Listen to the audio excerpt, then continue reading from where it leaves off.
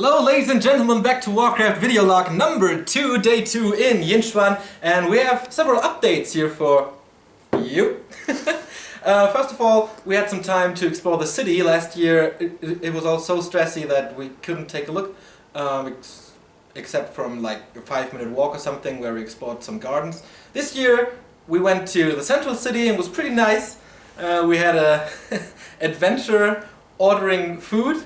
Took us like, I don't know, 20 minutes to get the right food, but it was pretty nice, and of course everything is super cheap. So for like 20 bucks we got a huge plate.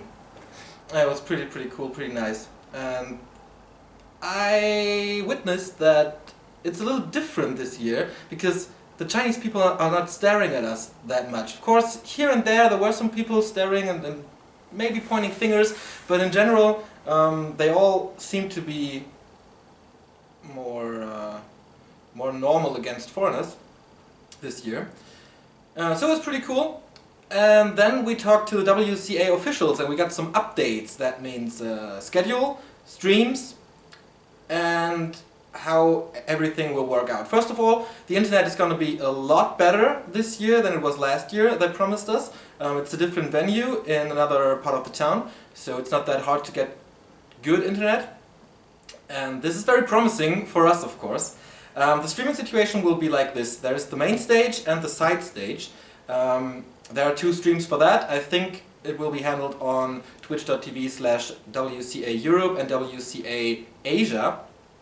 But there are only 3 Warcraft matches on those stages. The opening match is going to be Moon versus Shishi. Obviously the big comeback of Moon has to be presented on the big stage, and of course Shishi, the only Chinese guy in the group, so that's a no-brainer basically for the WCA. Then another side stage match is gonna be the first quarterfinal of most likely TH versus Moon. It's the winner of Group D, where Yoss and Hate Love Anger are also in, and Focus versus the runner-up of Group C, and that I think is most likely going to be Moon, or at least they hope to get Moon, so they will have TH versus Moon on that side stage. And the third match on the stage is the grand final on Sunday. Apart from that, everything will be covered on twitch.tv/backtowarcraft. We have the schedule here. It's on Reddit, we will link it in the description. On day 1, that's going to be Thursday, December 17th, we have at least 8 hours of Warcraft.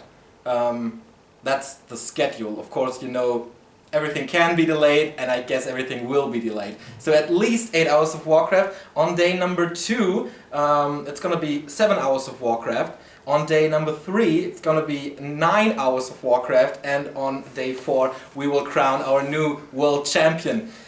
It's going to be very exhausting for us, but it's going to be super epic. This might be the best 4 days for I don't know, being a Warcraft fan ever, because in all the other big tournaments like the WCG, we were never able to cover like more than 25% of the games. This year, most of the games will be played right after each other. Of course, in the group stage, we have to play some games at the same time, but we can cover, like, I guess I counted it from 38 games, we can cover 30 live on our stream. That's gonna be fucking awesome. I'm super excited for this.